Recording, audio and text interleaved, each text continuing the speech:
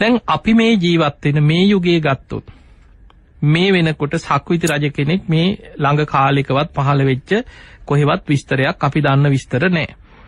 සක්විති රජවරු බොහෝ විට පහළ වෙන්නේ දීර්ඝායුෂ ඇති කාලවල. මේ ආසන්න කාලයක පහළ වෙච්ච සක්විති රජ කෙනෙක් ගැන විස්තර නැහැ. ඊළඟට පසේ බුදුරජාණන් වහන්සේලා පහළ වෙන්නේ බුද්ධ ශූන්‍ය කාලේ. ඔබ අහලා ඇති අපේ බුදුරජාණන් වහන්සේ පහළ වෙන්න ආසන්න කාලේ පසේ බුදුරු 500 නමක් ඉසිගිලි පර්වතයේ ඇසුරු කරගෙන වැඩ සිටිය කතාවන් දහම් ග්‍රන්ථවල සඳහන් වෙනවා. ඒ වගේමයි ඉසිපතන මිගදාය කියලා නම යෙදුනෙත් ඒ ඍෂිවරයන් වහන්සේලා 500 නමක්. උන්වහන්සේලා අහසින් වැඩම කළ නිතර ධර්ම සාකච්ඡා කරපු භූමියක් හැටියට ඉසිපතන කියන නම සඳහන් වෙනවා. ඊළඟට බුදු කෙනෙක් ලෝකේ පහළ වෙනවා. මහා පින්වන්ත කෙනෙක් මව් කුසින් ලෝකෙට බිහි වුණා කියලා දැනගත්ත දවසේ මේ ඍෂිවරයන් වහන්සේලා අහසට පැන නැගලා තේජෝ කසිනේට සමවැදිලා අහසේ පිරිනිවන් පානවා.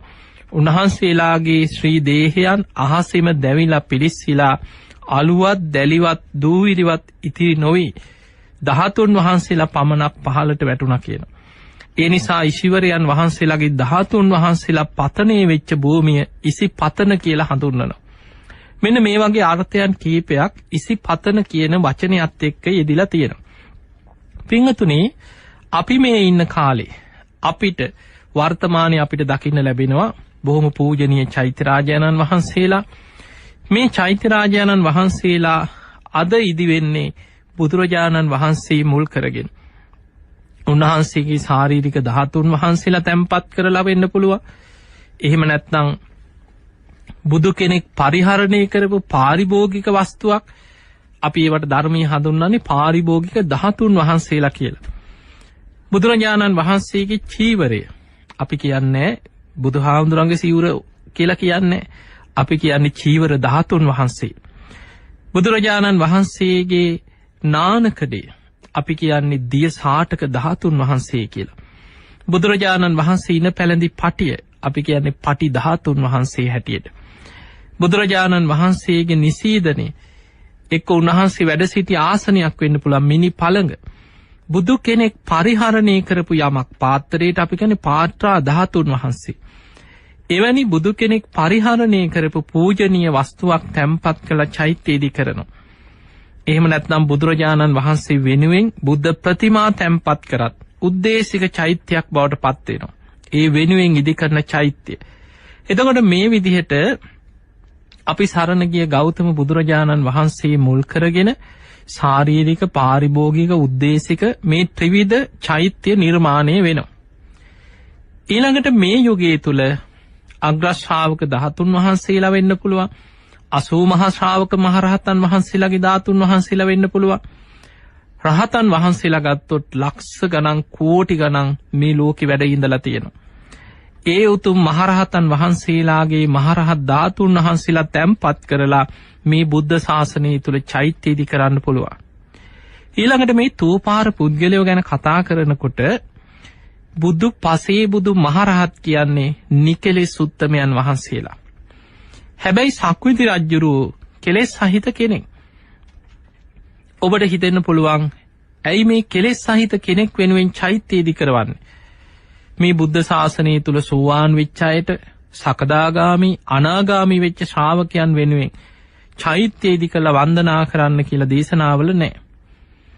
හැබැයි බුදුරජාණන් වහන්සේ දේශනා කරනවා මහණෙනි සක්විති රජුරෝ වෙනුවෙන් චෛත්‍ය ඉදි කරලා වන්දනා කරන්න සුදුසුයි කියලා. එතනදී සක්විති රජුරෝ ලෝතර බුදු කෙනෙකුත් අතර යම් යම් සමාන ලක්ෂණ තියෙනවා. එකක් මහා පුරුෂ ලක්ෂණ පැත්තේ. ඔබ දන්නවා බුදු කෙනෙකුගේ බුදු සිරුරේ මහා පුරුෂ ලක්ෂණ 32ක් පිහිටනවා. මේ මහා පුරුෂ ලක්ෂණ ඉබේ පිහිටපු දෙයක් නෙමෙයි. දීඝනිකායේ ලක්කන සූත්‍රය තුල සඳහන් වෙනවා උන්වහන්සේ සංසාරේ බොහෝ කාලයක් පාරමී පුරාගෙන ඉන මේ සංසාර ජීවිතවල පුරන ලද ගුණධර්ම ඒ පුණ්‍ය ධර්මවල ප්‍රතිඵලයක් හැටියටයි මහා පුරුෂ ලක්ෂණ පිහිටන්. එතකොට බුදු කෙනෙකුට පිහිටන මේ මහා පුරුෂ ලක්ෂණ 32 බුදුරජාණන් වහන්සේගේ කාලේ යම් යම් පුද්ගලයන්ටත් මහා පුරුෂ ලක්ෂණ 1 2 කීපයක් දැන් මහා කාශ්‍යප මහරහතන් වහන්සේට මහා පුරුෂ ලක්ෂණ 7ක් පිහිටියා. ඒ වගේම භාවරී කියලා ඒ කාලේ හිටපු තාපසයෙක් ගැන සඳහන් වෙනවා. මහා පුරුෂ ලක්ෂණ කීපයක් තිබිච්ච. හැබැයි බුදු කෙනෙකුට තමයි මහා පුරුෂ ලක්ෂණ 32ම පිහිටන්නේ. මේ බුදුරජාණන් වහන්සේ නමකට පිහිටන මහා පුරුෂ ලක්ෂණ 32 ඕර්ණරෝම ධාතුන් වහන්සේගේ පමණක් පුංචි වෙනසක් ඇතුව අනෙක් මහා පුරුෂ ලක්ෂණේ ආකාරයෙන්ම සක්විති රජ වෙන මහා පින්වන්ත කෙනෙක් තුලත් පිහිටනවා. එහෙමනම් අපිට පේනවා මේ සක්විති රජුරෝ කියලා කියන්නේ මහා පින්වන්ත කෙනෙක්. අපේ බෝසතාණන් වහන්සේ මව් කුසින් ඉපදුනාට පස්සේ එදා මාලිගාවේදී සුද්ධෝදන රජුරෝ නම් තබන උත්සවයට මේ අංග ලක්ෂණ ශාස්ත්‍රය පිළිබඳව කෙල පැමිණි බ්‍රාහ්මණවරු 108 දෙනෙක්. ඒ වෙනකොට දඹදිව හිටපු දක්ෂතම පිරිස මාලිගාවට ගෙන්නලා බෝසත් පුතාගේ එකින් එක මහා පුරුෂ ලක්ෂණ තමයි විමස මේ අය බැලුවේ. බලලා මේ සියලු දෙනාම කොණ්ණඤ්ඤ කියන කෙනා ඇරෙන්න අනෙක් සියලු දෙනාම ඇඟිලි දෙකක් කිස්සුවා. කෝකටත් බේරෙන්න. එක ඇඟිල්ලක් කියන්නේ මේ කෙනා ගිහි ජීවිතේ රැඳුනොත් සක්විති රජ වෙනවා. ගිහි ජීවිතේ අතහැරලා ගියොත් ලෝතුරා බුද්ධත්වයට පත් වෙනවා කියලා ඇඟිලි දෙකක් කිස්සුවා. කොයි පැත්තට හරි. හැබැයි මේ ඕර්ණරෝම ධාතුන් වහන්සේගේ වෙනස හරියටම වටහාගත්ත අඳුනගත්ත. ඒ වෙනකොට කොණ්ණඤ්ඤ කියන කෙනා බොහොම වයෝවෘද්ධ කෙනෙක් නෙමෙයි. අර පිරිස අතර හිටිය තරුණම කෙනා කියන. එදා 108 දෙනාගෙන් ඉදිරියේම වාඩි වුණේ දක්ෂතම 8 දෙනා. ඒ 8 දෙනා අතරත් හිටපු ලාබාලම කෙනා තමයි එදා කොණ්ණඤ්ඤ කියන මේ ශිවරයන් වහන්සේ. ඒ වෙනකොට අංග ලක්ෂණ ශාස්ත්‍රය පිළිබඳව ඉහළම දැනුමක් තිබුණා. ඒ නිසා හොඳට බැලුවා මේ පුංචි බෝසත් පුතාගේ ඌර්ණරෝම ධාතුන් වහන්සේගේ ස්වභාවය. දක්ෂිනාරුතව කරකැවිලා කෙලවර ඉහළට හිටින විදිහට නතර වෙලා තියෙනවා. සුදුම සුදු පාටයි. පින්වතුනි සක්විති රජ කෙනෙක්ගේ නම් වාමාරුතව කරකැවිලා කෙලවර පහළට හිටින විදිහටයි නතර වෙන්නේ. රත්තරන් පාටයි කියනවා. බුදු කෙනෙකුගේ සුදු බුදු රැසක් ඌර්ණරෝම ධාතුන් වහන්සේගෙන් සුදු පාට බුද්ධ රශ්මියක් විහිදෙනවා. මෙන්න මේ වෙනස සක්විති රජ කෙනෙකුත් ලෝතුරා බුද්ධත්වයට පත් වෙන කෙනෙකුත් අතර පිහිටනවා. ඊළඟට ඔබට මතක ඇති බුදුරජාණන් වහන්සේ පිරිනිවන් පාන්න සූදානම් වෙන වෙලාවේ එදා මල රජදරුවන්ගේ උපවර්තන ශාල වනෝද්‍යානයේදී ආනන්ද හාමුදුරුවෝ විමසනවා අනේ ස්වාමීනි භාග්‍යතුන් වහන්සේ මේ වගේ කුඩා නගරයක පිරිනිවන් පාන්න එපා.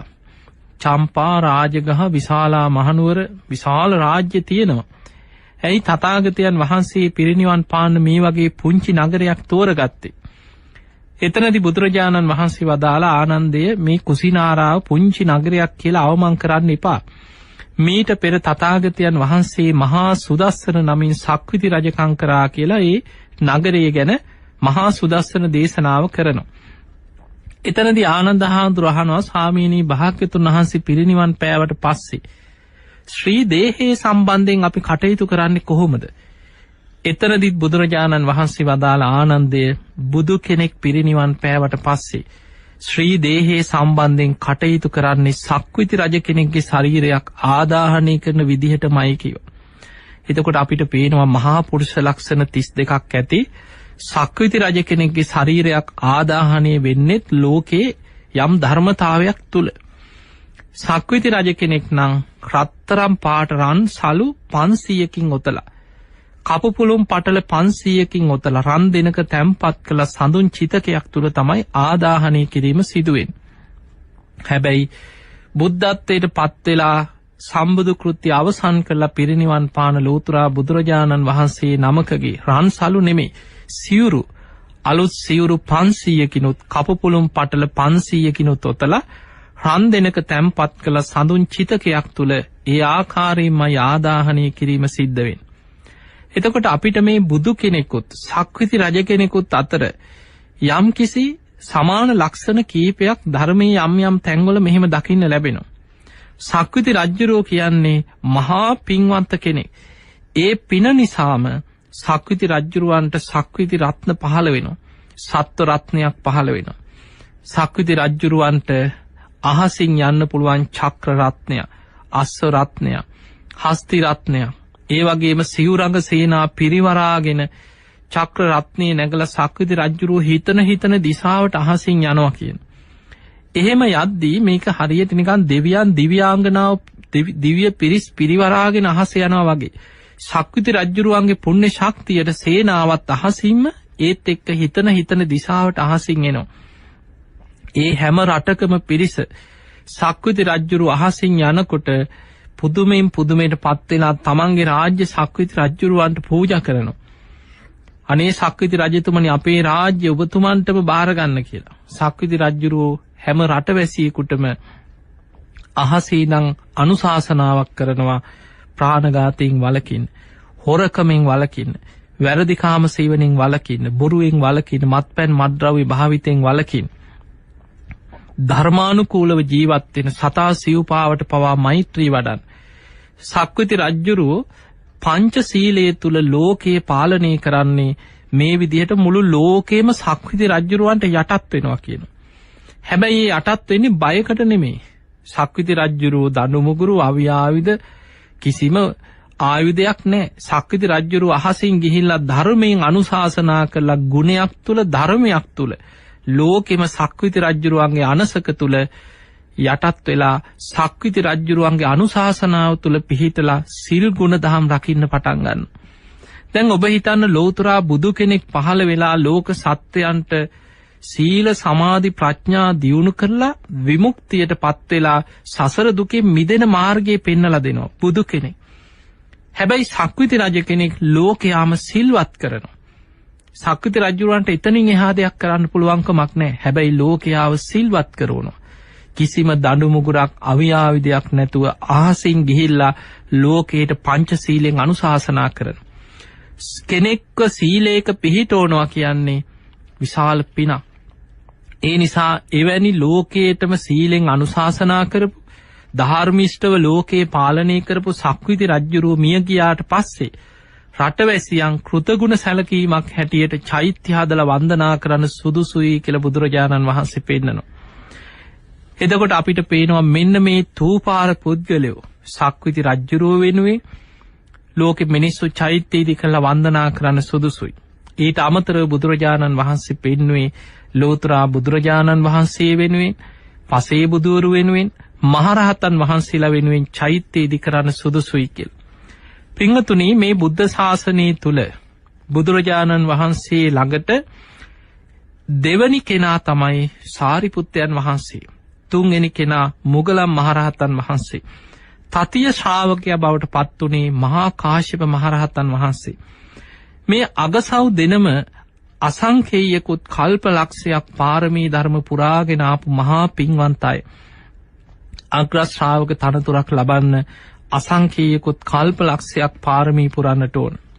සාරිපුත්ත මහරහතන් වහන්සේ පිරිනිවන් පෑවට පස්සේ උන්වහන්සේගේ දේහේ ආදාහන කටයුතු සිදුවෙන්නේ චුන්ද මහරහතන් වහන්සේගේ යටතේ. චුන්ද හාමුදුරුවෝ කියන්නේ සාරිපුත්ත හාමුදුරන්ගේම මල්ලි සොහොයුරා. පවුලේ කීප දෙනෙක් හිටියා. උපවාන ඒ අතර චුන්ද මහරහතන් වහන්සේ, ඊළඟට කදිරවනේ රේවත, චාලා, උපචාලා, සිසූපචාලා, උපසේන. එතකොට මෙන්න මේ කීප දෙනාම පැවිදි වෙලා රහත් වුණා. සාරිපුත්ත හාමුදුරුවෝ අවසානයේ බුදුහාමුදුරුවෝ පිරිනිවන් පාන අවුරුද්දකට පෙරයි අගසව් දෙනම පිරිනිවන් පෑවේ. ඒක ලෝක ධර්මතාවය. හැම බුදු කෙනෙකුටම පෙර අග්‍ර ශ්‍රාවක දෙනම පිරිනිවන් පානවා. සාරිපුත්ත මහරහතන් වහන්සේ භාවනා වඩද්දී දැක්කා උන්වහන්සේගේ ආයුෂ ගෙවිලා අවසానයි. පිරිනිවන් පාන්න දැන් කාලේ ලං වෙනවා. ඒ වෙලේ සාරිපුත්ත හාමුදුරුවෝ විමසුවා උන්වහන්සේගේ සහෝදරයෝ සියලු දෙනාම පැවිදි වෙලා රහත් වෙලා, හැබැයි අම්මා තාම මිත්‍යා දෘෂ්ටි මහා බ්‍රහ්ම දෙවියන් අදහාගෙන තාම ඉන්නේ. සාරිපුත්ත හාමුදුරුවෝත් පිරිනිවන් පෑවොත් බොහෝ මිනිස්සු නින්දා කරයි දරුවෝ කොහොම රහත් වුණා, අම්මා මිත්‍යා දෘෂ්ටියේම ඉඳලා මැරිලා ගියා, මේ අම්මව සම්මාදිට්ඨියට ගන්න උත්සාහයක් ගත්තේ නැහැ කියලා. ඒ වෙලාවේ සාරිපුත්ත හාමුදුරුවෝ කල්පනා කරනවා මම උපන් නිවසට ගමට වැඩම කරලා නිවසට වැඩම කරලා මෑණියන්ටත් ධර්මයේ කියලා දීලා නිවසේ පිරිනිවන් පානවා කියලා. ඒ වෙලාවේ චුන්ද මහරහතන් වහන්සේ ඇතුළු තවත් 500ක් තරම් ශිෂ්‍ය භික්ෂූන් වහන්සේලා මේ ගමනට එකතු වුණා. බුදුරජාණන් වහන්සේට වන්දනා කළ අවසර අරගෙන තමයි තමන්ගේ ගමට පිටත් වෙලා යන්නේ. එතකොට රජගහ නුවර අද ওই නාලන්දා විශ්වවිද්‍යාලයේ පිහිටලා තියෙන ඔය භූමිය ආශ්‍රිතව තමයි සාරිපුත්ත හාමුදුරන්ගේ එදා උපන් ගම තිබිලා තියෙන්නේ. සාරිපුත්ත මහරහතන් වහන්සේ එදා නිවසට වැඩම කරලා මේ පිරිනිවන් පෑම ගැන බොහෝම ලස්සන විස්තර ගොඩක් තියෙනවා. සාරිපුත්ත මහරහතන් වහන්සේ පිරිනිවන් පෑවට පස්සේ උන්වහන්සේගේ ශ්‍රී දේහය ආදාහනය කරලා ඒ ධාතුන් වහන්සේලා පාත්‍රයට එකතු කරගෙන සාරිපුත්ත මහරහතන් වහන්සේගේ චීවරයේ සිවුරු පිරිකර ඊළඟට පෙරහංකඩේ මේ ධාතුන් වහන්සේලා එකතු කරගෙන ධාතු සහිත පාත්‍රය අරගෙන ආපහු සවැත් නුවර ජේතවනාරාමයේ චුන්ද මහරහතන් වහන්සේ භික්ෂුන් වහන්සේලා සමග වඩිනවා. එහෙම එනකොට ආනන්ද හාමුදුරුවෝ තමයි ඉස්සරලාම එළියේදී මුණ ගැහෙන්නේ. ආනන්ද හාමුදුරුවෝ අහනවා චුන්ද මේ මොනවද ඔය අතේ පාත්‍රේ කාගේද? එතකොට කියනවා මේ සාරිපුත්ත මහරහතන් වහන්සේ පිරිනිවන් පෑවා. මේ උන්වහන්සේගේ ධාතුන් වහන්සේලා. ඒ වෙලාවේ ආනන්ද හාමුදුරුවන්ට දිශාවල්වත් වැටහෙන්නේ නැතුව ගියා කියන. ආනන්ද හාමුදුරුවෝ සාරිපුත්ත හාමුදුරුවෝ ගැන බොහෝම පැහැදීමෙන් ගෞරවයෙන් හිටියේ. බුදුරජාණන් වහන්සේ ළඟට ගිහිල්ලා කියනවා ස්වාමීනි භාග්‍යතුන් වහන්සේ සාරිපුත්තයන් වහන්සේ පිරිනිවන් පාලා. සාරිපුත්ත හාමුදුරුවෝ පිරිනිවන් පෑවා කියලා මට සිහි වෙනකොට දැනෙනකොට ස්වාමීනි මට දිශාවල්වත් වැටහෙන්නේ නැතුව යනවා කියලා. එතකොට බුදුරජාණන් වහන්සේ සාරිපුත්ත මේ ආනන්ද හාමුදුරන්ගේ සිහිය උපද්දවන්න බුදුරජාණන් වහන්සේ අහනවා ආනන්දය සාරිපුත්ත පිරිනිවන් පෑවේ ඔබේ සීල සමාධි ප්‍රඥාත් අරගෙනද කියලා ඇහුවා. අනේ නෑ ස්වාමීනි සාරිපුත්තයන් වහන්සේ යම් ප්‍රදේශයක යම් තැනක යම් පළාතක වැඩ ඉන්නවා නම් ඒ ප්‍රදේශයේම සංඝයාට මහා අනුග්‍රහයක් කියෝ. ඇයි මේ බුද්ධ ශාසනයේ වැඩ සිටිය ධර්ම සේනාධිපතින් වහන්සේ ප්‍රඥාවන්තයන්ගෙන් අග්‍රම කෙනා මේ බුද්ධ ශාසනය තුල බුදුරජාණන් වහන්සේගේ ධර්ම චක්‍රය ඒ විදිහටම පවත්වන්න පුළුවන් භික්ෂුන් වහන්සේලා අතර සාරිපුත්තයන් වහන්සේමයි අග්‍ර. බුදුරජාණන් වහන්සේ සාරිපුත්ත හාමුදුරන්ගේ උතුම් ධාතුන් වහන්සේලා සහිත පාත්‍රේ තමන්ගේ ශ්‍රී හස්තේ මත තියාගෙන සංඝයා රැස් කරලා සාරිපුත්ත හාමුදුරන්ගේ ගුණ වර්ණනා කරලා බුදුරජාණන් වහන්සේ වදාළ මහණෙනි සාරිපුත්තයන් වහන්සේ යම් දිශාවක වැඩ ඉන්නවන ඒ දිශාව දිහා බුදුරජාණන් වහන්සේට අමුතුවෙන් ඒ සංඝයා ගැන බුදුවැසින් විමසා ඒ අයට අවවාද දීදී ඒ පැත්ත අමුතුවෙන් වෙහෙසිලා බලන්න අවශ්‍ය නැහැ කියනවා. ඒ ප්‍රදේශයේම සංඝයාට සාරිපුත්තයන් වහන්සේ අනුග්‍රහයක්. පින්වතුනි බුදුරජාණන් වහන්සේ පැවිදි වෙන ස්වාමින් වහන්සේලාට ඉලක්කයක් හැටියට පෙන්වුවේ මං වගේ වෙන්න කියලා නෙමෙයි. බුදුරජාණන් වහන්සේ ඉලක්කයක් පෙන්වුවේ මහණෙනි නුඹලා මේ සාරිපුත්ත මොග්ගල්ලාන වගේ වෙන්න කියලා. පැවිදි වෙච්ච භික්ෂුණීන්ට ඉලක්කයක් පෙන්වුවා කේමා උප්පලවන්නා වගේ වෙන්න. ගිහි ශ්‍රාවක ශ්‍රාවිකාවන්ට ඉලක්කයක් පෙන්වුවේ චිත්ත ගෘහපති හත්තාලෝක පුත්ත සිටුතුමා වගේ වෙන්න. උපාසිකාවන්ට ඉලක්කයක් පෙන්වුවේ කුජ්ජුත්තරා වගේ වෙන්න. වේලුකණ්ඨකී නන්ද මාතා වගේ වෙන්න කියලා බුදුරජාණන් වහන්සේ ඉලක්කයක් පෙන්වුවා. එතකොට බුදුරජාණන් වහන්සේ සාරිපුත්ත හාමුදුරන්ගේ ගුණ වර්ණනා කරලා පිරිසට කියනවා මහණෙනි මේ සාරිපුත්තයන් වහන්සේගේ මේ ධාතුන් වහන්සේලා තැන්පත් කළ චෛත්‍ය ඉදි කරවන්න කිව්වා. දෙව් මිනිස් ලෝකයාට වන්දනා කරලා පින් රැස් කරගන්න පුළුවන්. බුදුරජාණන් වහන්සේ වැඩ සිටිද්දිමයි බොහෝ භික්ෂුන් වහන්සේලාගේ ධාතුන් වහන්සේලා තැන්පත් කරලා මහරහතන් වහන්සේලා වෙනුවෙන් චෛත්‍ය ඉදිුනේ. මොකද බොහෝ පිරිසක් දැන් සමහරු හිතනවා ඌවා මේ පස්සේ හදාගත්තේ ඒවා වඳින්න. ඒ කාලේ බුදුහාමුදුරුවෝ අනුමත කළා නැහැ. එතකොට මේ වගේ පඬිත අදහස් ධර්මයේ නැති අදහස් සමාජගත කරන්න ඇතැම් අය උත්සාහ කරනවා. පින්වතුනි ඔබ අහලා ඇති බාහිය දාරුචීරිය දරපතුරු ටිකක් ඇඳගෙන තමයි බුදුරජාණන් වහන්සේ හොයාගෙන පිස්සෙක් වගේ දුවගෙන ආවේ බාහිය බොහෝ දුරක් ගෙවාගෙන. හැබැයි බාහිය පෙර සසරේ බොහෝ කල් පින් කරගෙන ආපු කෙනෙක් කල්ප ලක්ෂයක් පාරමී පුරලා තියෙනවා. 80 මහා ශ්‍රාවකයන් වහන්සේලාට අයිති කෙටියෙන් වදාළ ධර්මයේ ඉක්මනින්ම අවබෝධ කරගත් භික්ෂුන් වහන්සේලා අතරින් බාහ්‍ය දාරුචීරිය මහරහතන් වහන්සේ තමයි අග්‍රස්ථානෙ ලැබුවේ.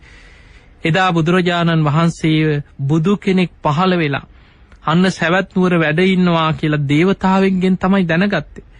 ඒ දේවතාවත් පෙර කාශ්‍යප බුද්ධ ශාසනයේ එකට භාවනා කරලා දෙව්ලොවේ අනාගාමී වෙලා සුද්ධාවාස බඹලව ඉපදිච්ච කල්යාණ මිත්‍රයෙක්. බැලුවා කෝ අපේ යාළුවෝ එකට භාවනා කරපු අය. එක්කෙනෙක් රහත් වුණා. අනිත් කෙනා අනාගාමී වෙලා සුද්ධාවාස බඹලවේ ඉපදුණා.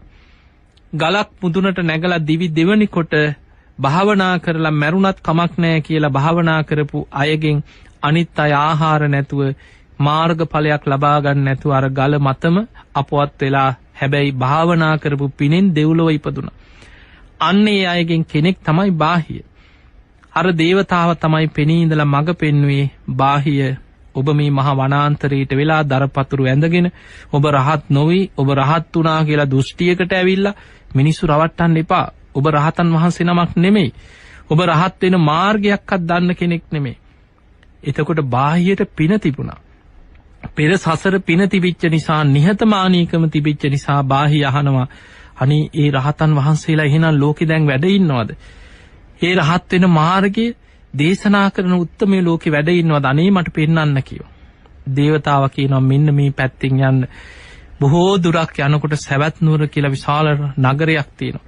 ওই නගරේ ජේතවනයේ කියලා පුණ්‍ය භූමියක බුදුරජාණන් වහන්සේ නමක් පහළ වෙලා ලෝකෙ වැඩ ඉන්නවා.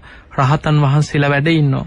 ඔබ හොයාගෙන යන්න කීවා. මග පෙන්නවා අතුරුදහන් වුණා. ඔන්න ඔය පණවිඩේ කන වැටුණාට පස්සේ තමයි බාහ්‍ය දුවගෙන බොහෝ දුරක් දුවගෙන සවැත් නුවරට එන්නේ.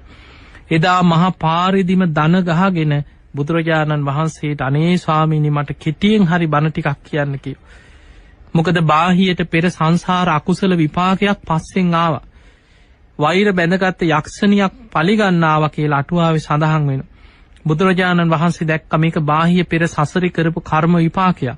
හැබැයි ඒ අකුසල් නවත්තන්න බුදුරජාණන් වහන්සේ ගියේ නැහැ. බුදුරජාණන් වහන්සේ බැලුවේ බාහියට ඒ කර්ම විපාක දෙන්න පෙර නිවන් දකින්න පින තියනවද? තියෙනවා. පෙර සසරේ බොහෝ පින් කරපු කෙනෙක්. බුදුරජාණන් වහන්සේ හකුලවල කෙටියෙන් කිව්වා එහෙනම් බාහිය මෙන්න මේ විදිහට විමසන්. දිත්තේ දිත්ත මත්තම් භවිස්සති. සුතේ සුත මත්තම් භවිස්සති. මුතේ මුත මත්තම් භවිස්සති. විඥානේ විඥාන මත්තම් භවිස්සති. බාහිය යමක් දැක්කොත් දැක්කා විතරයි කියලා එතනින්ම අතහරින්න. එහි නිමිති සටහන් කෙලෙස් සහිත නිමිති සටහන් මතක තියාගෙන අකුසල් ඇති වෙන විදිහට ඒවා සිහි කර කෙලෙස් උපද්දව යන්න එපා කියු. යමක් ඇහුනොත් ඇසීම් මාත්‍රේම අතහරින්න. නුවණින් විමසලා අතහරින්න. ඒවැ නිමිති සටහන් මතක තියාගෙන කෙලෙස් උපද්දව ඉන්න එපා. සසර ගමන හැදෙනවා. දැනුනොත් දැනුණා විතරයි. නාසයට ගඳ සුවඳ දැනෙනවා, දිවට රස දැනෙනවා, කයට පහස දැනෙනවා. ඒක දැනීම මාත්‍රයකින්ම අවසන් කරගන්න කියෝ. ඊළඟට හිතට යමක් හිතුනොත් ඒක සිතුවිල්ලකින් අවසන් කරන්න. එහි නිමිති සටහන් මතක තියාගෙන කෙලෙස් ඇති වෙන විදිහට ඒවා සිහි කර හිටියොත් ඔබට සංසාර ගමනක් හැදෙනවා. බාහිය ඔබ ওই විදිහට අරමුණු එතනම විදර්ශනා කළ අතහරිනවනම් ඔබේ හිත එතන පිහිටන්නේ වෙන තැනක පිහිටන්නෙත් නැහැ. ඒ අතර පිහිටන්නෙත් නැහැ. ඔබ පිරිනිවන් පානවා කියවා. කෙටියෙන් හකුලවල දහම් දෙසුවා. බුදුරජාණන් වහන්සේ ඉදිරියට වැඩියා. බාහිය මහ පාර අයින්නෙම දන ගහගෙන ඒ ධර්මයේ විමසනවා. පෙර සංසාර අකුසලයකට කුලප් වෙච්ච එළදෙනක් ඇනගෙන ගියා. එහෙමම ඇදගෙන වැටුණා. පාර අයින්නෙම අර දරපතුරු සිවුරක්වත් ඇඟේ නැහැ තාම. දරපතුරු ටික ඇඳගෙන හිටියේ. හැබැයි කෙලෙසුන්ගෙන් හිත මිදෙනකොටමයි මේ එළදෙන ඇන්නේ. ඒ මෙතනම පිරිනිවන් පෑවා. හැබැයි දැන් මේක අනිත් අය ඇස් දෙකෙන් දැකපු මිනිස්සු ඉන්ද්‍රිය පරෝපරියත්තේ ඥානයක් තියෙන රහතන් වහන්සේලාව දකින්න පුළුවන් බුදු කෙනෙක් තමයි බාහිය දාරුචීරිය රහත් වුණා කියන එක දකින්නේ. සාමාන්‍ය නගරේ හිටපු මිනිස්සු දකින්නේ අර හිඟන්නෙක් වගේ දරපතුරු ඇඳගත්ත මිනිස්සෙක් බුදුරජාණන් වහන්සේ එක්ක පාරායිනේ කතා කර හිටියා. අන්න බුදුරජාණන් වහන්සේ වැඩම කළා ටික වෙලාවකින් අන්න එළදෙනක් ඇල්ලා පාරායිනේ මැරිලා. එතකොට ඔන්න ওই දේ තමයි මිනිස්සු අතර කටකතාවක් ගියා. අන්න අමුතුම මිනිස්සේ දරපතුරු ඇඳගත්ත කෙනෙක් ආන් එළදෙනක් ඇනලා මැරිලලු පාරයිනේ. දැන් ඔය කටකතාව ජේතවනයේටත් ආරංචි වුණා. එදා හවස බුදුරජාණන් වහන්සේ ධම්සභා මණ්ඩපයට වඩිනකොට භික්ෂුන් වහන්සේලා මේ ගැන කතා වෙවි ඉන්නවා. බුදුරජාණන් වහන්සේ භික්ෂුන් වහන්සේලාගෙන් අහනවා මහණෙනි තථාගතයන් වහන්සේ වඩිද්දී කවුරු ගැනද කතා කර කර හිටියේ? එතකොට භික්ෂුන් වහන්සේලා කියනවා ස්වාමීනි භාග්‍යතුන් වහන්සේ අද උදේ පාන්දර දරපතුරු ඇඳගත්ත කෙස් රැවුල් වවාගත් අමුතුම විදිහේ කෙනෙක් පුදුම කලබලයකින් බුදුරජාණන් වහන්සේ ඉන්නවද අනේ බුදුහාමුදුරුවෝ ඉන්නවද අනේ මට දකින්න ඕන කියලා කලබලෙන් උදේ දුවගෙන ආවා කියෝ. තථාගතයන් වහන්සේ පිණ්ඩපාතේ වැඩියා කියද්දී ඔහු ආපහු හැල්ලා නගරෙටම දිව්වා කියෝ. තථාගතයන් වහන්සේ සමග කතා කර කර ඉන්නවත් මිනිස්සු දැකලා තියෙනවා. ස්වාමීනි ආන් ඒ කෙනා පාරයිනේ මැරිලා වැටිලා ඉන්නවලු. කවුද ඒ කියලා ඇහුවා. එතනදී බුදුරජාණන් වහන්සේ වදාළ මහණෙනි වෙන කවුරුත් නොවේ. මේ බුද්ධ ශාසනයේ කෙටියෙන් වදාළ ධර්මය අවබෝධ කරගත් භික්ෂූන් අතර අග්‍රම කෙනා ඒ තමයි කීවා බාහිය දාරුචීරිය මහරහතන් වහන්සේ. නුඹලා ඉක්මනට යන්න කීවා. ඒ උත්තමයන් වහන්සේගේ ශ්‍රී ශරීරය අරගෙන ඇවිල්ලා ආදාහනය කරලා ඒ මහරහත් ධාතුන් වහන්සේලා තැන්පත් කළ චෛත්‍ය ඉදි කරවන්න කිව්වා. දෙව් මිනිස් ලෝකයාට වන්දනා කරලා පින් කරගන්න පුළුවන් කියලා. බුදුරජාණන් වහන්සේමයි භික්ෂුන් වහන්සේලා යොමු කරේ. උන්වහන්සේගේ ශ්‍රී දේහය අරගෙන ඇවිල්ලා ආදාහනය කළ ධාතුන් වහන්සේලා තැන්පත් කළ චෛත්‍යයක් ඉදි කරන්න. දෙව් මිනිස් ලෝකයාට වන්දනා කරලා පින් කරගන්න පුළුවන් කියලා. පින්වතුනි බුද්ධ ශාසනය තුල අපේ බුදුරජාණන් වහන්සේ වැඩ සිටිද්දී පිරිනිවන් පාපු බොහෝ මහරහතන් වහන්සේලාගේ ශ්‍රී දේහයන් ආදාහනෙන් පසුව ඒ ලැබෙන උතුම් ධාතුන් වහන්සේලා තැන්පත් කරලා බුදුරජාණන් වහන්සේ වැඩ සිටින කාලයේම චෛත්‍යයේදී වෙලා තියෙනවා. ඒ අතර ඔබ දන්නවා අපි බක්කුල මහරහතන් වහන්සේගේ පැත්තෙන් හිතමු. බක්කුල මහරහතන් වහන්සේ අයිති වෙන්නේ 80 මහා ශ්‍රාවක මහරහතන් වහන්සේලාට. අගසව් දෙනම තමයි අසංකේයකුත් කල්ප ලක්ෂයක් අනෝමදස්සි බුදුරජාණන් වහන්සේගේ කාලේ ඉඳන්ම පාරමී පුරාගෙන ආවේ අග්‍ර ශ්‍රාවක තනතුරක් වෙනුවේ. හැබැයි පින්වතුනි 80 මහා ශ්‍රාවක මහරහතන් වහන්සේලා කල්ප ලක්ෂයක් තමයි පෙරම් පුරන්නේ.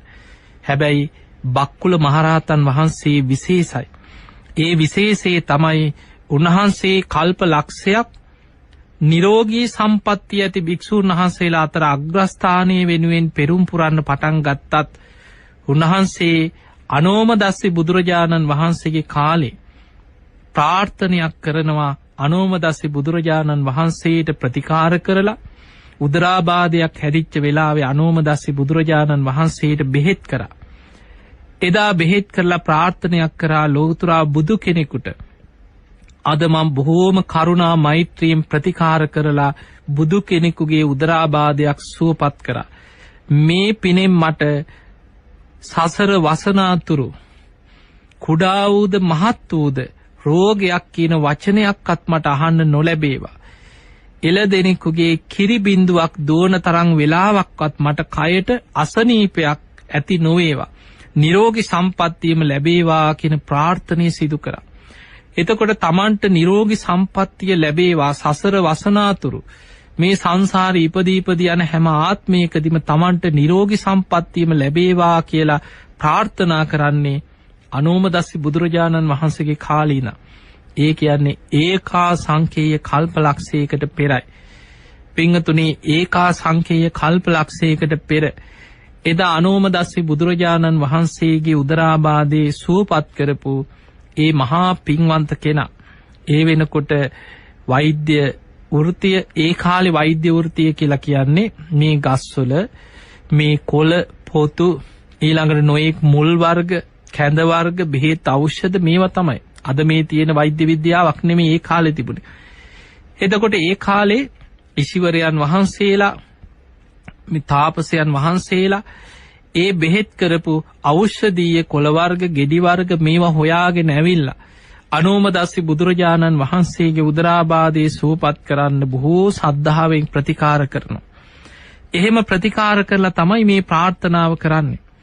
මට උපනූපන් භවයන්හි කිරි දෝන තරම් වෙලාවක්වත් සුළු කාලයකටවත් පුංචි වෙලාවකටවත් ශරීරයේ අසනීපයක් නම් ඇති නොවේවා කියලා ප්‍රාර්ථනාවක් කරා.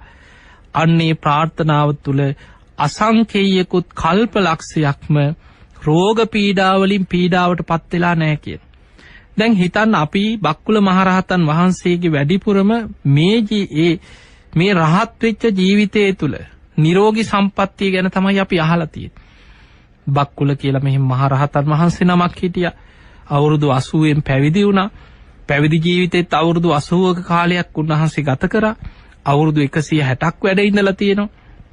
නිරෝගී සම්පත්තියෙන් යුක්තයි. කිසිම අසනීපයක් හැදිලා නැහැ. උන්වහන්සේගේ අවසාන ජීවිතයේ නිරෝගී සම්පත්තිය ගැනයි අපි හිතන්නේ. අපි දන්නේ, අපි කතා වෙන්නේ. හැබැයි පින්වතුනි බක්කුල මහරහතන් වහන්සේ අසංකේයකුත් කල්ප ලක්ෂයක් මේ සංසාර ගමනේ උපෝපං ආත්ම භාවවල නිරෝගී සම්පත්තිය ඇතුවම ඉපදී ආවා කියලා.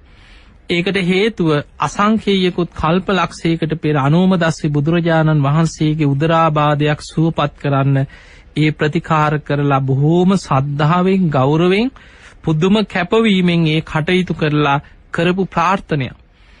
ඒ වෙලාවේ බුදුරජාණන් වහන්සේ බලනවා මේ කෙනාගේ මේ ප්‍රාර්ථනාව ඉෂ්ට වෙනවද? ඒ ප්‍රාර්ථනාව ඉෂ්ට වෙනවා විතරක් නෙමෙයි.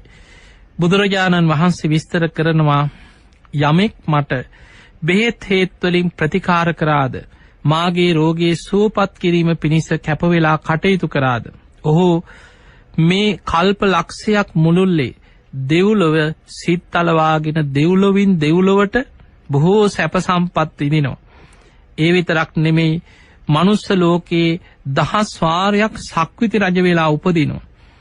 ඒ විතරක් නෙමෙයි 50 වාරයක් සිව් මහා දිවයිනට ඇසුරු කරගෙන මේ පෘථුවියේ අධිපති භාවයේ දරමින් කටයුතු කරලා, ඒ වගේම අනෝම නමින් සක්විති රජ වෙලා ඉපදිලා දෙදෙව්ලොවට අධිපති ශක්‍ර දෙවියෝ වෙලා බොහෝ ආත්ම භාවවල ශක්‍ර පදවිය ලැබලා මේ විදිහට ඒකා සංකේය කල්ප ලක්ෂයක්ම දෙව්ලොව බඹලව මනුලව ඉපදුනා සක්විති රජ වෙලා එවැනි සිටු තනතුරු ලැබමින් ඇවිල්ලා තමයි අනාගතේ ඒකා සංකේය කල්ප ලක්ෂයක් ගිය තැන ගෞතම නමින් බුදු කෙනෙක්ගේ බුද්ධ ශාසනයේ බක්කුල නමින් නිරෝගී සම්පත්තිය ඇති භික්ෂූන් වහන්සේලා අතර අග්‍රස්ථානීය ලබනවා කියලා ඒකා සංකේය කල්ප ලක්ෂයකට පෙර අනෝමදස්සි බුදුරජාණන් වහන්සේ තමයි බුදු වැසින් බලලා එදා මේ මහා පින්වන්ත කෙනාගේ අනාගතය ගැන දේශනා කරන්නේ. එතකොට මේ විදිහට සසර පින් කරගෙන ඇවිල්ලා තමන් අර අගතනතුර වෙනුවෙන් ප්‍රාර්ථනා කරන්නේ කල්ප ලක්ෂයකට පෙර පියුමතුරා බුදුරජාණන් වහන්සේගේ කාලේ. එතනදිත් පියුමතුරා බුදුරජාණන් වහන්සේගේ ශාසනයේ කාලෙත් බොහෝ ගිලනුන්ට අප උපස්ථාන කරමින් ගිලන් උපස්ථානයේ යෙදෙමින් කටයුතු කරපු මේ මහා පින්වන්ත කෙනා දවසක් ධම්සභා මණ්ඩපේ පියුමතුරා බුදුරජාණන් වහන්සේ දහම් දෙසන තැන වාඩි වෙලා බොහෝම ශ්‍රද්ධාවෙන් බණ අහනවා. එදා පියුමතුරා බුදුරජාණන් වහන්සේ තමන්ගේ ශාසනයේ අල්පාබාධ ඇති භික්ෂූන් වහන්සේලා අතරින් අග්‍රස්ථානය එක භික්ෂුවකට පිරිනමනවා. මේක දැකලා හිතට සතුටක් ඇති වෙලා තමන්ට හිතුණ අනේ මටත් අනාගත බුද්ධ ශාසනයක මේ වගේ කිසිම රෝග පීඩාවක් නැති මේ අල්පාබාධ ඇති භික්ෂූන් වහන්සේලා අතර අග්‍රස්ථානය මටත් ලබන්න තියෙනවනම් ඒ වෙලේ බුදුරජාණන් වහන්සේට වන්දනා කළ ආරාධනයක් කරා, ස්වාමීනි මගේ හිතේ පැතුමක් තියෙනවා. බුද්ධ ප්‍රමුඛ සංඝයා මගේ නිවසට දින 7ක් දානෙට වඩිනසේක්වා කියලා දින 7ක් පුරාම නිවසේ දන් දීලා ප්‍රාර්ථනා කරා මටත් අනාගත බුද්ධ ශාසනයක අල්පාබාධ ඇති භික්ෂූන් වහන්සේලා අතර අග්‍රස්ථානෙම ලැබේවා කියලා. එතකොට කල්ප ලක්ෂයකට පෙරයි නිරෝගී සම්පත් ඇති භික්ෂූන් වහන්සේලා අතර අග්‍රස්ථානෙ ප්‍රාර්ථනා කරමින් කල්ප ලක්ෂයක්ම ඒ පාරමී පුරාගෙන ආවා. හැබැයි ඒකා සංකේය කල්ප ලක්ෂයකට පෙරයි අනෝමදස්සි බුදුරජාණන් වහන්සේගේ උදරාබාධයක් සුවපත් කරන්න ප්‍රතිකාර කළ ප්‍රාර්ථනාවක් කරේ මට උපනුපන් හැම ආත්මයකදීම කිරි දෝන තරම් වෙලාවක්වත් සුළු අසනීපයක් නම් කිසිම කායික මානසික රෝගයක් නම් මට නොවැළඳේවා කියන ප්‍රාර්ථනාව කරේ. එතකොට සසරේ ඉපදිච්ච හැම ආත්මයකම දීර්ඝායු සම්පත්තිය ලැබිලා තියෙනවා. දැන් බලමු බක්කුල මහරහතන් වහන්සේගේ ඒ ජීවිතේ. බක්කුල මහරහතන් වහන්සේ අපේ ගෞතම බුදුරජාණන් වහන්සේ වැඩ සිටිය කාලේ අවුරුදු 80 දී තමයි පැවිදි වෙන්නේ. දැන් බලන්න අපේ බුදුරජාණන් වහන්සේ අවුරුදු 80 වෙනකොට සම්බුදු කෘත්‍ය අවසන් කරලා පිරිනිවන් පාලා. උන්වහන්සේ වැඩ හිටියේම අවුරුදු 80යි. අවුරුදු 80 වෙද්දී අපේ බුදුරජාණන් වහන්සේගේ ශරීරය බොහොම වයෝවෘද්ධ භාවයට පත් වෙලා ආනන්ද හාමුදුරන්ට දේශනා කරන ආනන්ද දැන් තථාගතයන් වහන්සේගේ ශරීරේ හරියට ජග්ගර සකටන් කියන දිරාපු කරත්තයක් වගේ. දිරාපු කරත්තයක් බොහොම අමාරුවෙන් පිළිසකර කරලා පාරේ අරගෙන යන්නේ යම්සේද ඒ විදිහටයි කියනවා දැන් තථාගතයන් වහන්සේගේ මේ ශරීරේ පරිහරණය කරත්. එහෙනම් අපිට පේනවා ඔබත් මමත් සරණ ගිය අපේ ගෞතම බුදුරජාණන් වහන්සේ අවුරුදු 80 වේගෙන එනකොට උන්වහන්සේගේ ශරීරයේ වයෝවෘද්ධ ස්වභාවයක් ඇති වුණා. ඒ වගේමයි අපේ බුදුරජාණන් වහන්සේ ලෙඩ වුණා. උන්වහන්සේ බේලුව ගමේ වස් සමාදන් වෙලා වැඩ ඉන්නකොට මාරාන්තික බඩේ අමාරුවක් වැළඳෙනවා. ඊළඟට මහා පරිනිබ්බාන සූත්‍රයේ සඳහන් වෙනවා බුදුරජාණන් වහන්සේ පිරිනිවන් පාන්න වඩින ගමනේ උන්වහන්සේට ලෝහිත පක්ඛන්දිකා රෝගය කියලා ධර්මයේ හඳුන්වන්නේ ලේත් සමග බඩේ ලියන්න පටන් ගත්තා කියනවා. ආනන්ද කලන්තේ පිපාසයි ඉක්මනට සංගල සිවුර එලලා ආසනයක් පනවන්න. මහා පරිනිබ්බාන සූත්‍ර මේ වගේ සඳහන් වෙනවා බොහෝ තැන්වල. එහෙමනම් අපිට පේනවා අපේ ශාස්ත්‍රඥ වහන්සේත් වයසට ගියා. ලෙඩ වුණා. බුදුරජාණන් වහන්සේ විශාලා මහනුවර කෝටාගාර ශාලාවට සංඝයා රැස් කරලා තමන් වහන්සේ හරියටම තව මාස 3කින් පිරිනිවන් පානවා කියලා සංඝයාට දැනුම් දෙන්නේ පරිපක්කෝ වයෝ මයිහං කියන. මහණෙනි දැන් තථාගතයන් වහන්සේ බොහොම වයසක කෙනෙක්. පරිත්තම් මම ජීවිතං. ජීවත් වෙන්න තියෙන තව ඊටාම ස්වල්ප කාලයයි. පහයවෝ ගමිස්සාමි නුඹලා සියලු දෙනා අතහැරලා තථාගතයන් වහන්සේ පිරිනිවන් පානවා. කතම් මේ සරණ මත්තනෝ මම මගේ පිහිට හදාගත්තා. එතකොට බලන්න මේ ගාථාවල අපිට පේනවා බුදුරජාණන් වහන්සේ බුදුමුවින්ම දේශනා කරනවා මහණෙනි තථාගතයන් වහන්සේ දැන් බොහොම වයසට ගිය කෙනෙක්. ජීවත් වෙන්න තියෙන තව ඊටාම ස්වල්ප කාලයයි.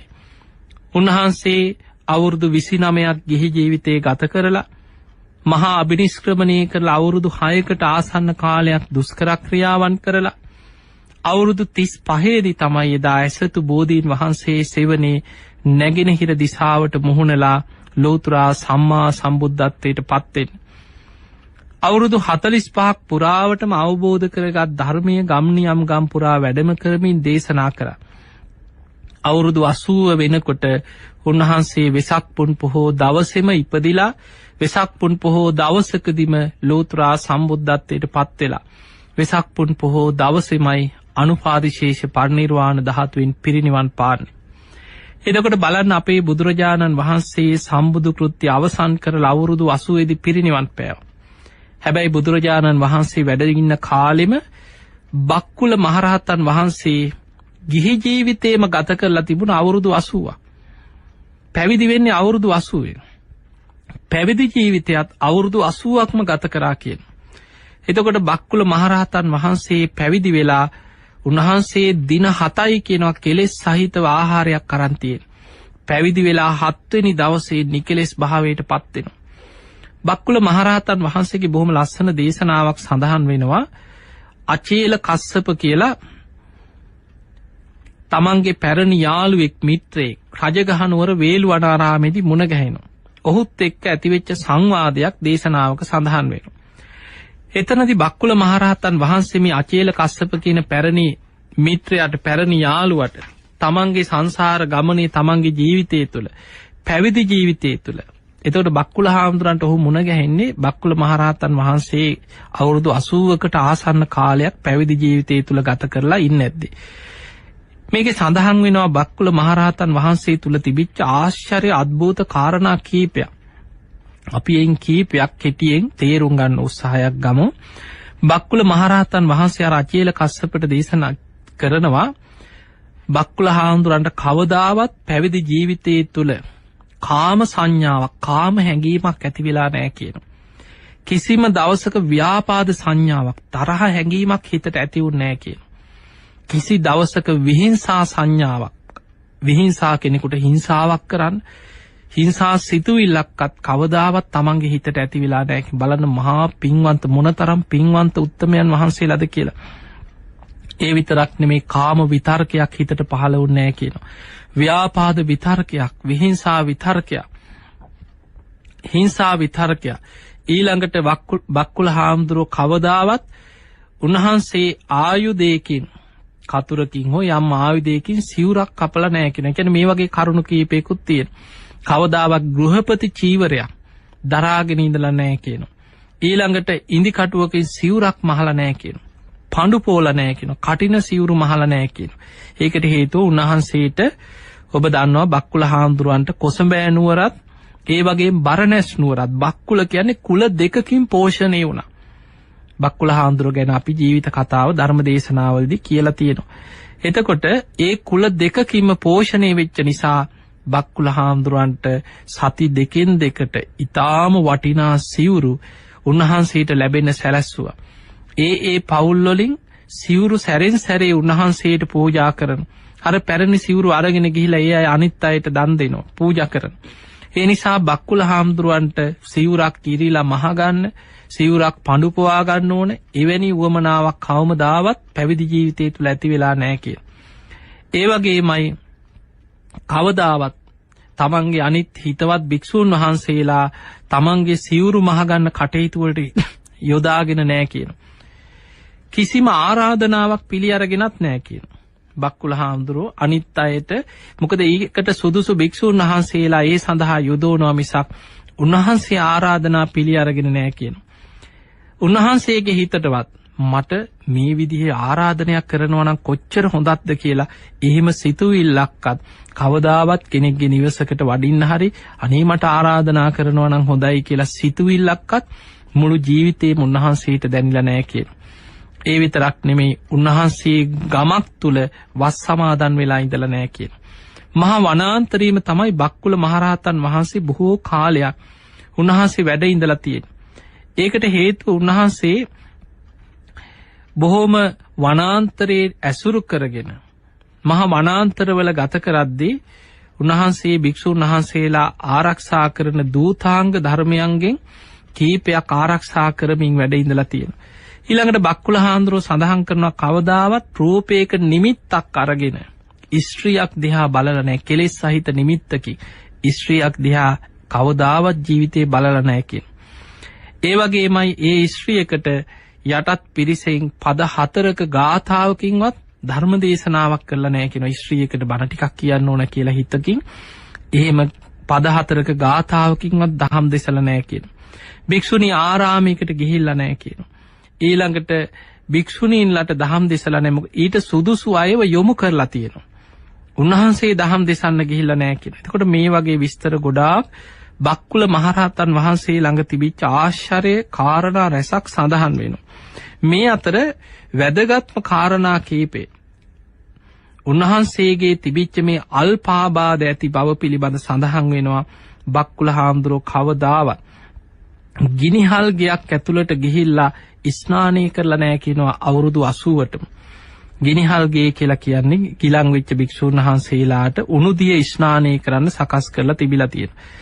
එතකොට එවැනි ගිනිහල් ගෙවල් ගැන විනය සඳහන් වෙනවා ආරාමවල තිබිච්ච විස්තර. උන්වහන්සේ කවදාවත් එවැනි ගිනිහල් ගයක් ඇතුළටවත් ගිහිල්ලා නැහැ. සාමණේරයෙක් ලවා කවදාවත් උපස්ථානයක් කරවගෙන නැහැ කියනවා. දැන් කෙනෙකුට නම් මගේ කොන්ද ටිකක් රිදෙනවා, එක්ක තෙල් ටිකක් ගන්න, මගේ ඔළුවට ටිකක් තෙල් ටිකක් දාන, කකුල් රිදෙනවා. සාමණේර පොඩි ස්වාමීන් වහන්සේලා ලවා උපස්ථාන කරව ගන්නවා වැඩිහිටි ස්වාමීන් වහන්සේලා. හැබැයි බක්කුල මහරහතන් වහන්සේ කවමදාවත් උන්වහන්සේගේ පැවිදි ජීවිතය අවුරුදු 80ටම කවදාවත් සාමණේර කෙනෙක් ලවා උපස්ථානයක් කරවලා නැහැ කියනවා. කරගෙනත් නැහැ. උන්වහන්සේට එවැනි අවශ්‍යතාවයක් ඇති වෙලත් නැහැ.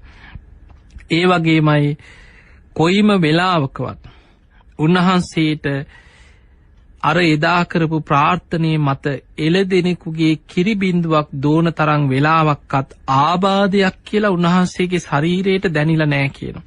කවමදාවත් දැන් සමහරුන්ට කොච්චර දැනෙනවද මගේ ඔළුව ටිකක් රිදෙනවා කියයි, කකුල රිදෙනවා කියයි, මගේ දනිස් පැත්ත රිදෙනවා කියයි, මට චුට්ටක් අමාරුයි කියයි, අද නම් අමාරුයි කියයි. හැබැයි උන්වහන්සේට මුළු ජීවිතේම අවුරුදු 160ක් වැඩ හිටියා. උන්වහන්සේගේ පැවිදි ජීවිතේ අවුරුදු 80. ඊළඟට සඳහන් කරනවා අරලු කෑල්ලක තරම්වත්, අරලු ගෙඩියක් නෙමෙයි, ඒන් පුංචි කැබැල්ලක තරම්වත් පොඩි බෙහෙතක්වත් ජීවිත කාලෙටම පරිහරණය කළා නැහැ. කවදාවත් එක බෙහෙතක්වත් අරන් නැහැ කියන අරලු ගෙඩියක්වත් අවුරුදු 80ටම. ඒ විතරක් නෙමෙයි, හේතු වෙන ඉරියව්වෙන් කොහෙටවත් හේතු වෙලා වැඩ ඉඳලා නැහැ කියනවා. දැන් හිතන්න සාමාන්‍යයෙන් කෙනෙක් වාඩි වුණත් අද බනහන්න වාඩි වුණත් හේතුවක් නැත්නම් බොහෝ දෙනෙකුට ඉන්න අමාරුයිනේ. කොහේ හරි බිත්තියක අයිනක් හේතුවක්මනේ හොයාගන්නේ බණක් අහන්න ගියත්. ඇයි කොන්දරි දෙනවා, ඉන්න බෑ එක ඉරියව්වේ. බක්කුල මහරහතන් වහන්සේ අවුරුදු 80ටම කිසිම තැනක හේතු වෙලා වාඩි වෙලා නැහැ කියනවා. උන්වහන්සේ නිදාගන්න ඉරියව්වෙන් ඉඳලම නැහැ කියනවා. බලන්න කොච්චර පුදුමද කියලා. අවුරුදු 80ටම නිදාගන්න ඉරියව්වෙන් ඉඳලා නැහැ. උන්වහන්සේගේ ජීවිතේ ඉරියව් 3යි කියනවා. පැවිදි ජීවිතේ පුරාම පරිහරණය කරේ. හිටගෙන ඉන්න ඉරියව්ව, වාඩි වෙලා කය ඍජුව තියාගෙන භාවනා කරන ඉරියව්ව, සක්මන් කරන ඉරියව්ව කියන ඉරියව් 3 විතරයි කියන උන්වහන්සේ ගත කරේ. එතකොට මේ විදිහට ගත කරලා බක්කුල මහරහතන් වහන්සේම දේශනා කරනවා රචේල කස්සපට, අචේල කස්සප මම කෙලෙස් සහිතව මිනිස්සුන්ගේ දානේ වැළඳුවේ දින 7යි කියන. ඒ කියන්නේ පැවිදි වෙලා දින 7න් සියලු කෙලෙසුන්ගෙන් මිදිලා උතුම් අරහත්වයට පත් වෙනවා. මේ බක්කුල මහරහතන් වහන්සේගේ පිරිනිවන් පෑම ගැන බොහොම ලස්සන විස්තරයක් සඳහන් වෙනවා. දැන් උන්වහන්සේ කාගෙන්වත් උදව් උපකාර ඉල්ලගෙනත් නැහනේ. සාමණේර කෙනෙක්ගෙන්වත්, පොඩි කෙනෙක්ගෙන්වත් එක්ක මගේ ඔළුව රිදෙනවා, කකුල් රිදෙනවා, තෙල් ටිකක් ගන්න මට අමාරුයි කාටවත් කියලා උන්වහන්සේගේ වැඩක් කරගෙනත් නැහැ.